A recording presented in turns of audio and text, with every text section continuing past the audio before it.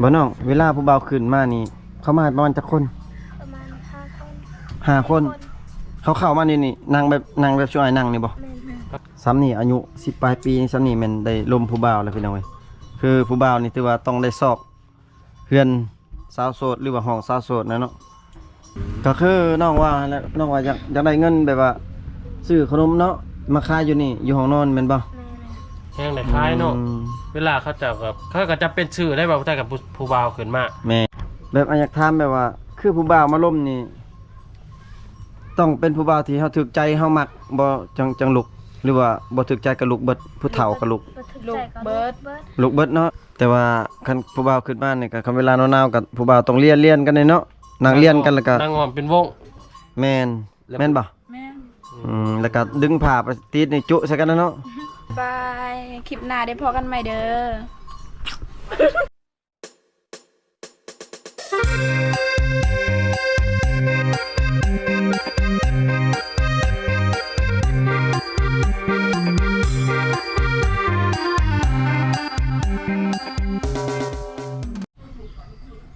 ทักทายสบายดีพ่อแม่พี่น้อง FC คือเก่าพี่น้องเว้ย EP นี่แม่นเป็น EP ที่2เนาะพี่น้องต่อจากที่ว่าทางทีมงานเฮาถามน้องๆเพิ่นอยู่ในนอกเรือนของน้องสาวมีนาหรือว่าน้องสาวในแหละพี่น้องเว้ยเนาะก็น้องเพิ่นว่าสิพาเข้าอยู่ในห้องเนาะหรือว่าบ่อนนอนของน้องสาวในหั่นล่ะพี่น้องหรือว่าห้องสาวโสดพี่น้องทางหลังเฮานี่ก็แม่นเป็นห้องสาวโสดที่ว่าเอาแพรหรือว่าเอาผ้าเอามากั้นมาอ้อมพี่น้องเพื่อที่ว่านอนแล้วก็เป็นบอลที่ว่าลมบ่าวลมซาวพี่น้องในเวลากลางคืนพี่น้องเอ้ยเป็นจังได๋ก็ไปติดตามชมกันพี่น้องเพราะว่าทางทีมงานเฮาสิเข้าอยู่พุ่นเนาะบาง FC หรือว่าบางท่านก็บ่เข้าใจเนาะที่ว่าบุกเข้าห้องเข้าหยังบ่นอนของนอกเนาะก็คือทางทีมงานเฮาเว้าแล้วเฮาอนุญาตเรียบร้อยแล้วพี่น้องเอ้ยเนาะนี่แล้วก็น้องเพิ่นว่าอนุญาตให้เข้าแล้วพี่น้องเนาะอันนี้เป็นบ่อนนอนของเพิ่นเลาะเบิ่งพี่น้องเว้ยอันนี้เป็นห้องเพิ่นแบบนี้เลยนะพี่น้องเว้ยอันนี้ก็จะเป็นเฮือนครัวเนาะเป็นครัวแล้วเป็นซ่านเป็นบ่อนเพิ่นแต่งอยู่ที่ครัวกินหลังถ้วยหลังบวงแล้วก็อยู่นี่มันเป็นห้องสาวโสดพี่น้องอยู่นอกเนาะทางในมันจะเป็นห้องพ่อแม่หรือว่าเอ้ยไผเอ้ยอ้ายเนาะพี่น้องเนาะส่วนห้องของน้องสาวในมันแบบนี้เลยพี่น้องเว้ยอันนี้เป็นประตูเข้าเด้อพี่น้องประตูเข้ามาได้เลยพี่น้องเอ้ยพี่น้องเอ้ยก็สิเข้าห้องสาวโสดแล้วพี่น้องเอ้ยก่อนเฮาสิเข้าก็ต้องเฮาสิต้องได้เคาะประตูก่อนนะพี่น้องเอ้ย ขอได้เอาบ่ดังพี่น้องมีพายุบ่อยู่ในเนี่ยมีบ่มีบ่โอ้สาวพี่น้องเอ้ยทีมงานกำลัง สิเข้าแล้วพี่น้องประตูนี่พี่น้องแต่ว่าบ่มีกระแจใส่พี่น้องเว้ย ใจคิดเนาะว่า ในลักษณะไพ่ขึ้นมากอะ เข้าเลย เขาเลยเนาะ ก็สิได้เข้าได้บ่นี่พี่น้องขออนุญาตเด้อพี่น้องเว้ย เข้าประเพณีพี่น้อง อ๋อโต บ่าวผู้ไทยกันเลยแล้วเข้ามาโอ้ ป้ามีผู้สาวเชิญบ่แทนมาแล้วเข้ามาก่อนหมู่ นี่บ่ ปิดก็ได้ บ่ปิดก็ได้มันเป็นมันน่ะ มันแจ้งเลยไอ้บ้า มันเป็นปิดเลยบ่ปิดเลย มันเลื่อมเนาะปิดไว้มันเลื่อม สบายดี เลื่อม คืองามแต่เนาะพี่น้องเอ้ย จะมีสายไฟมาทำไมอยู่ที่นั่งเมืองไหนเมืองนั้น เจ้าก็ปลดออกที่สายไฟคือว่า ไฟสดอยู่นี่ คือว่าสายไฟ ขออนุญาตพี่น้องแบกกับสิเบิด ป้าต้องพี่น้องเอ้ย ความพยายาม ห้องก็กว้างเนาะคือสิฮ้อนเด้อพี่น้องเอ้ยนี่นอนกลางคืน บ่ฮ้อนก็ธรรมดาแหละ ธรรมดาบ่ บ่มีเงินสิเฮ็ด บ่มีเงินสิแอมฟ้านี่เนาะ สิเฮ็ดห้อง สิเฮ็ดห้องนี่ต้องพี่น้องเอ้ยมาเข้าห้อง สดเด้อ เข้าห้องนอนเลยบัดนี้พี่น้องเอ้ย แม่สดเด้อ ผู้ใดนอนนี่จักคนเนาะ 2 2คนกับไผ กับเมื่อกี้สกี น้อง สาวน อน เก่ง กับสาวกีก แม่ โอ้ผู้นั้นได้พี่น้องที่ว่าเจอบ่อดำนะ เราไปใช้สอบกีบเลย ดำนา ยังบ่แล้วบ่ งาน ผู้น้องคือบ่ไปช่วยซะ ไปซอยแล้ววันนี้ ว่า โอ้ นี่เนาะ ไปซอยเล่าเมื่อวานนี่ บ้านนอกนั่นนี่จ้ะบ้านนอกสอบเกตน้องได้ใช่น้องเพื่อนน้องเอง เพื่อนเสาบง อ๋อ ชาวบงโอ้ จะคนนอนอยู่ฮะ3คนเนาะ สาวโสดนี่นอนแยกกันเนาะ มงบ่เพื่อน ซุมน้องคือบ่มานอนนํกันนี่4คนก็เบิดแต่นี่ เพื่อนมันไกล ไกลกันบ่แม่นแน่เนาะน้องเกดเพื่อนน้องนายอยู่นี่เพื่อนน้องเกดอยู่สวนบ้านเมืองนั่นครับพี่น้องคนละทางกกกับทางปลายนะอันนี้แบบมาดินมาเที่ยวนํกันนี่ก็มาแบบบางเวลาพี่น้องบาดอาบน้ำได้ตอนน้ำหวยบ่ทับขึ้นซุมน้องไปอาบอยู่พุ่นบ่ แม่น ไปอาบน้ำกันอีก ได้โทรกันนัดกันไปอาบข้างในเนาะ ต้องได้เซตกัน อืม เซตแล้วโทรแล้วแห่งกับไปกันได้ไปนำกันอีก พัดผ้าห่มผ้าหยังนี่มีเท่านี้บ่เนาะจับพื้น ผ้าห่ม พื้นเดียว พื้นเดียวน อนนำกัน2คน โฮมนำกัน อืม เออ บัดเวลาหนาวๆนี่ดึงซ้ายดึงขวาเนาะผาเนาะ ดึงแล้วแหละ แม่นบ่ ดึง อืม อ๋อบัดมอนเด้คือบ่มี ใช่หมอนคือว่ามุ้ยจัง มอนคือบ่เห็นเนาะอยู่ทางล่างมอนหาจักอันมอนฮะ สอง สอง อ๋อ สองคนกับสองหมอน แม่น แต่เวลานอนนำกันนั้นกับหมู่น่ะ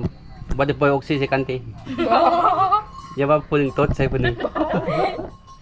ไปเศร้ากี่ปักเลยตัดใส่คอย โอ้ เจ้าก็ยังว่าแม่อายหมูเขาเลย เพราะเป็นเรื่องธรรมศาสตร์ เนาะ เขาธรรมศาสต ใคร ร์ นอนอยู่ตัวนี้ ครับกันหยอกกันพี่น้องเอ้ย น้องนายนอนอยู่นี่น้องเกียกอะไรนอนอยู่นี่ แม่น บัดเครื่องนี่น้องบัดเครื่องนุ่งเครื่องหยังนี่น้องใช้เครื่องน้องเอาน้องไว้ใส่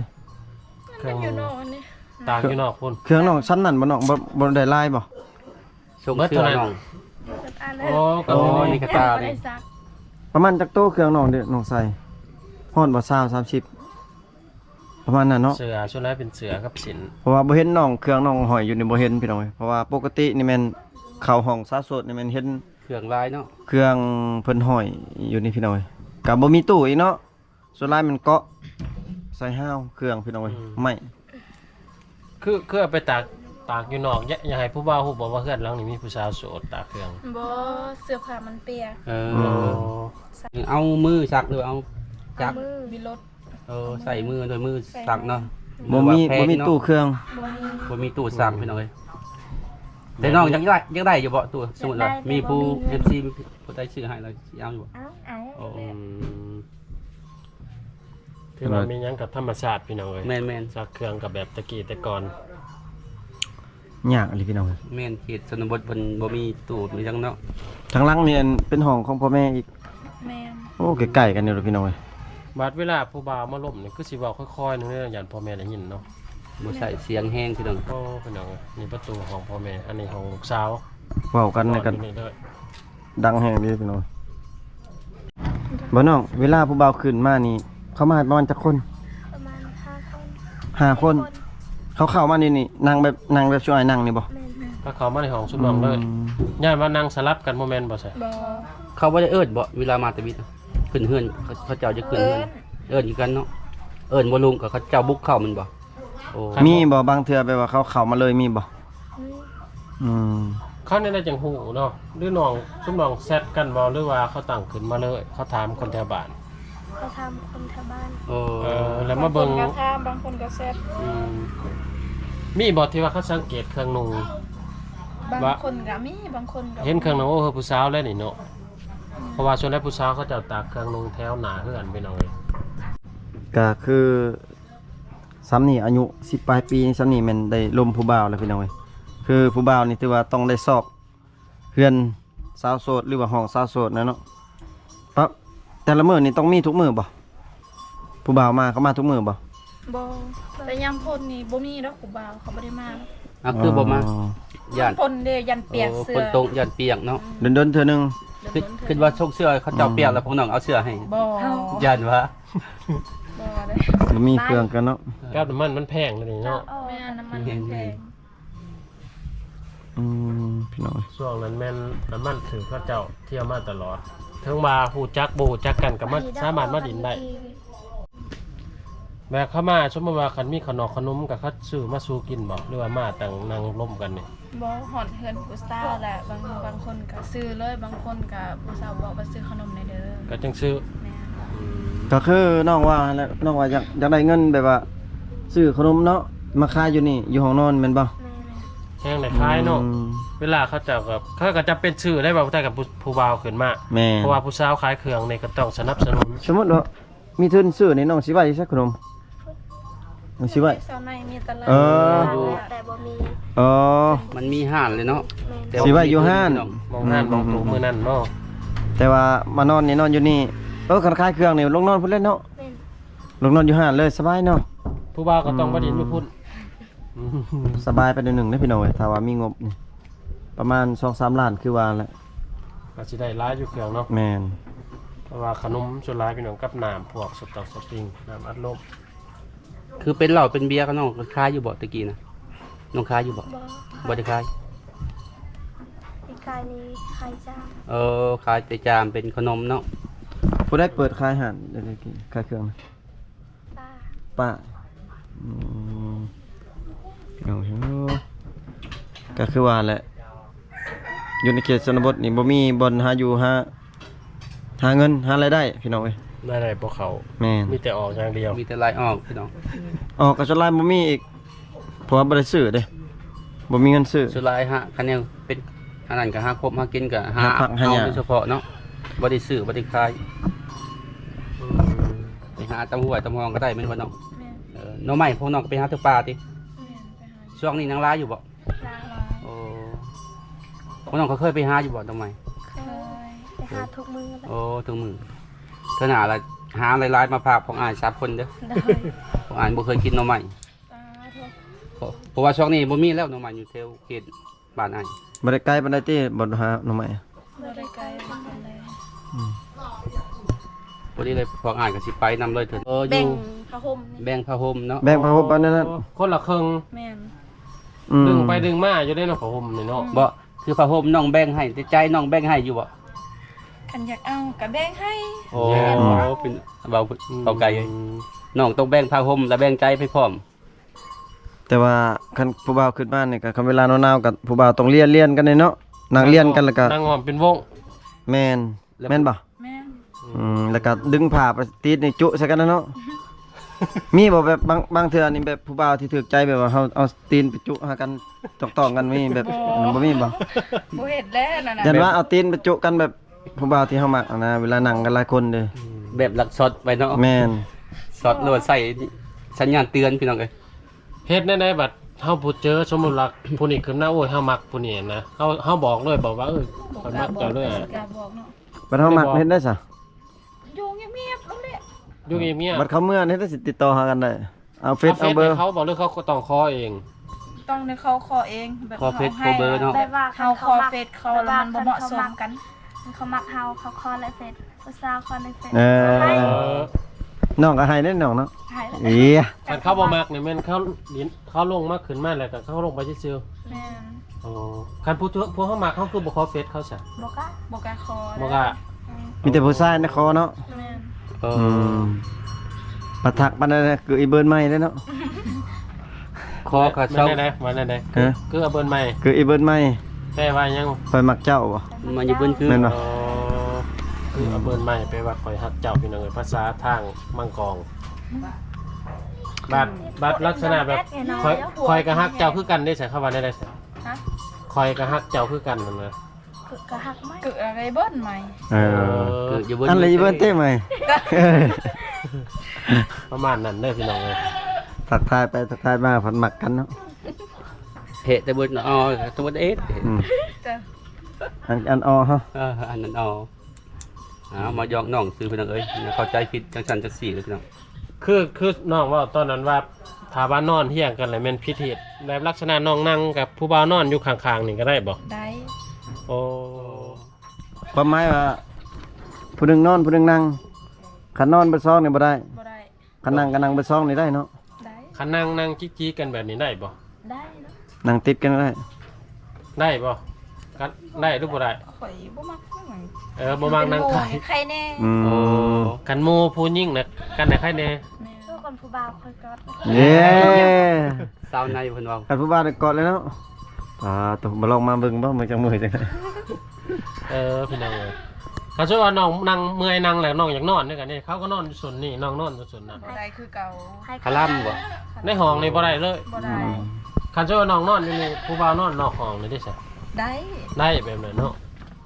แสดงว่าช่วยว่าน้องนอนอยู่แปะแจในผู้บ่าวนอนเบื้องนั้นนี่ได้บ่หรือบ่ได้มันไกลกันโพดอีก บ บอกให้ แม่นได้ บ พี่ อก น้องเอ้ย อีหลีได้นี่ สมมุติหลังจากเสียแล้วเอาแล้วก็ได้บ่ต้องขาดแตกดองต่างหากอีก บาง ก็เสียต่างหากเนาะ อ คันเอานี่บ่ได้เสียมันบ่หรือว่าได้เอาก็ได้เสียคือเก่าบ่ อืม แสดงว่าเสีย เอาอย่างว่า สอง เสีย ต่ แบ อบ แล้วได้เนาะแก่เหตุแล้วก็เอาเลย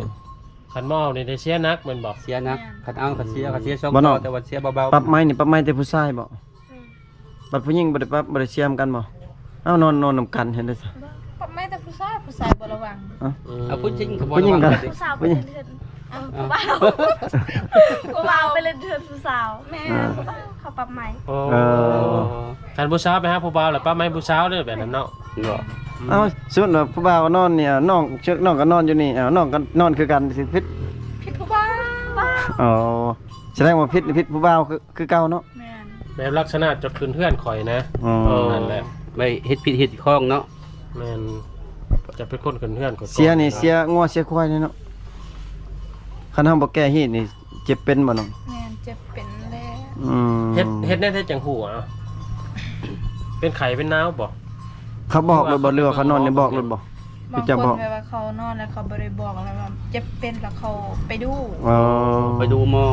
แล้วมันออกเนาะเราเป็นย้อนนั่นย้อนนี่มันบ่ แม่ แสดงว่าเคล็ดอีหลีเนาะเคล็ดยำเลยพี่น้อง บ่เสือก็เป็นตาเสือได้แบบไหน แม่ แม่น เขาจะเอาถือที เพราะ เดียว ว่าฮีดชุเพิ่นเนาะต้องสำคัญที่สุดเป็นว่าเขตชนบทพี่น้องเอ้ยส่วนหลายเผามังกรหรือว่าเผาตะโอ้ยพี่น้องพยายามที่สุดพี่น้องเอ้ยใคร สาวงามบ้านป่าพี่น้องมื้อนี้มาเปิดใจหรือว่าเปิดห้องสาวโสดพี่น้องแล้วก็มาฮู้วิธีการลมบ่าวลมสาว เวลาผู้บ่าวผู้สาวเขาเจ้าขึ้นมาร่วมกัน ก็จะคล้ายๆกับทางอื่นอยู่บ่บ่าวไทย แม่นอยากคล้ายๆคือกัน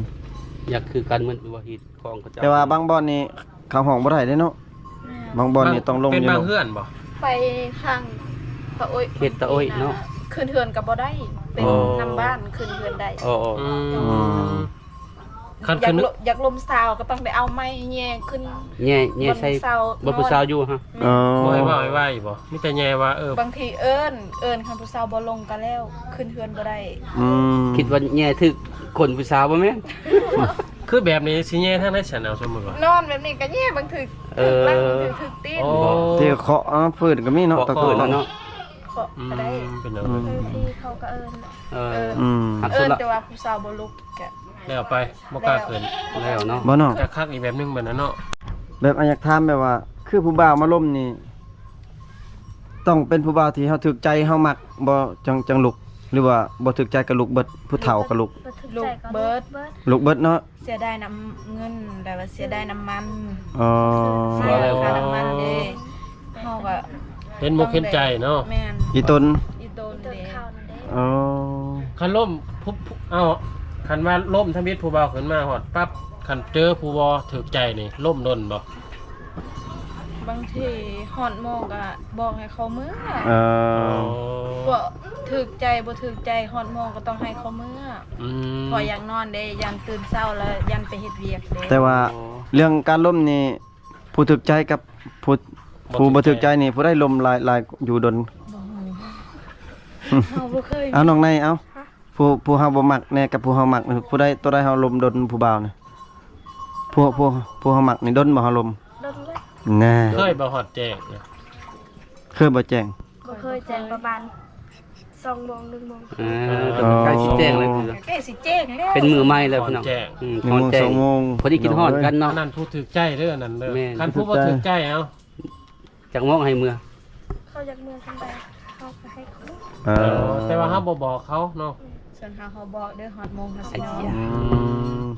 ตามใจเขาสิมือ บ่ บ่ ได้เฮาบ่ได้ตามใจเด้อ เขาตามใจ เป็นคนละคนเด้อนั่นเด้อ มื้อหน้าสิมาลองมาเล่น เนาะ เบิ่งมื้อหน้าสิมาสดแจ้งเพิ่นกันบ่ได้บ่ ซุ น้ น้ อ อง งนอนกับหมู่จังซี่แบบลักษณะผู้บ่าวหมู่ขึ้นมาเด่นนํนี่เฮานอนบ่ นอนได้ นอนอยู่ใช่อยู่นอกหรืออยู่ใน หมู่มีผู้บ่าวก็นอนอยู่นอกเลย คอยแบบสาวกีผู้บ่าวเราไปเล่นเนาะคอยก็ออกนอกเล่นโทรศัพท์ โอ้อยู่เฮือนเฮานี่เด้ แต่ว่าน้องออก สองเนาะ ให้เขาอยู่2 คน เขา เอ้าเขาบ่เฮ็ดตัวที่บ่น้อง เขาบ่กล้าเนาะเขาหูอย่าดู เขา ฟ้อง บ่ เนาะ แล้วเด้ฮิตคลองเด้ไผสิไปเฮ็ด กันเฮ็ดกับเจ้าเกียบสิเอางัวเอาควายเขาเจ้าเนาะ แม่นเล เอ้ ย ยยะ แม่นๆพี่น้องเพราะว่า แม่น ทางผู้บ่าวผู้สาวเขาเจ้าฮู้เองอะนะ เขา ข้างห หู น้า กัน นี่ เนาะ ข้างหน้านี่บ่เรือเลย บ่ได้แล้วอันนี้คันอยู่2คนบัดนี้คันหมู่นี้บัดนี้บ่ไหวแล้ว ส่วนหลายบ่เขาล่มมีช่างกันในผู้บ่าวผู้สาวเขาล่มกันในห้อง กะล่มแบบจุอ้ายล่มนี่แหละปกติ ถามมันนั่นเอง แม่ ว่า ทำไปทำมา เวียกยังจะเฮ็ดมื้อนี้เวียกมื้ออื่นแล้วเวียกยังจะเฮ็ด อืม จะมักคอยแบบแนวนั้นแบบนี้ ยันว่าขึ้นนั่งปั๊บจะมักข่อยบ่บ่ได้ว่าเนาะเขาถามนั่นทำนี่ก่อนกินข้าวกินน้ำกันแล้วบ่หยังเนาะส่วนหลายหลักๆนี่ก็คือสิว่ามีแฟนได้บ่เนาะคันชอบว่าคือสมมุติว่าเขาขึ้นมาเขาถามชุมน้องว่ามีแฟนได้บ่ชุมน้องว่ามีนี่ โสด เขาลงบ่ โสดเขา ถ้าสมมุติว่า สมมุติว่านะ พวกน้องเขาบอกบ่ ฮะ สมมุติว่า บอกรู้แหละคันมี คันมีแฟนเนี่ยบอกเลยเนาะ มีแฟนแล้วมีผู้บ่าวยังมาล้มมันพวกน้องเขาบอกจริงความจริง มันมีแฟนแล้ว เออ เขาลงบ่บัดนี่หรือว่าเขายังนั่งต่อบ างคนก็ลงบางคนก็นั่งต่ออยู่ต่อ อืม อันนั้นแหละก็เมื่อไปหาผู้สาวใหม่อีก บอก พี่น้องเอ้ยมื้อนี้ก็หรือว่า EP นี้เนาะพี่น้องก็เข้ามาห้องสาวโสดมาเปิดใจมาทำวิธีลมบ่าวลมสาวหรือว่าฮีตของประเภทนี้ของสาวชนเผ่ามังกรพี่น้องเอ้ยก็คืออยู่ในคลิปนั่นล่ะพี่น้องน้องๆเพิ่นก็โสดเปิดใจคือเก่าพี่น้อง โซเดอร์ ลมได้เนาะ ลงได้ ถ้าว่าถึกใจในลมสดแจ้งเลยเนาะเต้อพี่น้องเอ้ย คอยบอเด้อ นี่พี่น้องเอ้ยก็ขอบอกขอบใจ FC ที่เข้ามาติดตามรับชมคลิปแต่ต้นจนจบพี่น้องอยู่ดีมีแฮงเบิดทุกคนพี่น้องบ๊ายบายแน่ บายบาย คลิปหน้าได้พอกันใหม่เด้อ